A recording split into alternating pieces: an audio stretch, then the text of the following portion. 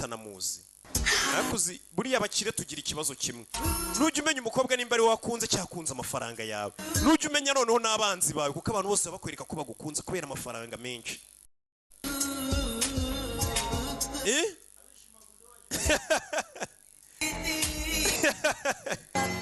Jean Marie Mikoroje nambaje ngo ubwo se ngabishimaguzi bo bagira ikihe kibazo ubwo nabakeneye ubwo nyine mu gishakira igisubizo. लेकिन तुम जानती नहीं कि मैं कौन हूँ.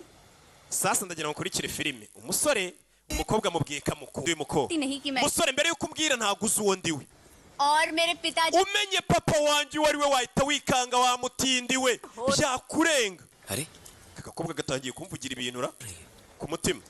जानते हो umva मेरे पिताजी mu 1992 papa wanje yaratunze imodoka za gikeri izo eshatu. Wabwira naga muzi urumva ukuntu nkomoka mu muryango w'abakire bagiye gukundana nyine umukobwa atangiye kumwemeraho. Shetty travels के नाम से papa wanje yaje gushinga agence y'amamodoka yitwa Shetty Travels. Shetty wa mujinga ntago ari shiti. Uranyumva ndi umwana wo mu gikoma cyavoka. लेकिन मेरे मामा ने उन्हें onkere wanje nibwo yaje kugambanira papa wanje तीनों कार्स हड़प yiba za modoka eshatu za papa. मेरे पिताजी भी इस गम papa wanje umutima buramufashe rwose kubera guho igihombo yaraguyemo ahita apfa. मैंने कसम खाई uwo munsi papa wanje amaze gupfa nararahiye जब तक ati ni mpaka nzabanze ngure nanjye gikere eshatu ninagura izo gikere eshatu sinzigira nshaka umugabo. शादी नहीं करूंगी. nararahiye ngewe icyamamare kazi.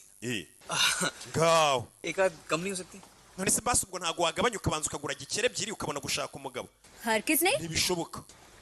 तब तक इंतजार nimba ushoboye gutegereza utegereze nzabanze ngura izo modoka eshatu izo gikere eshatu mbone gushaka umugabo.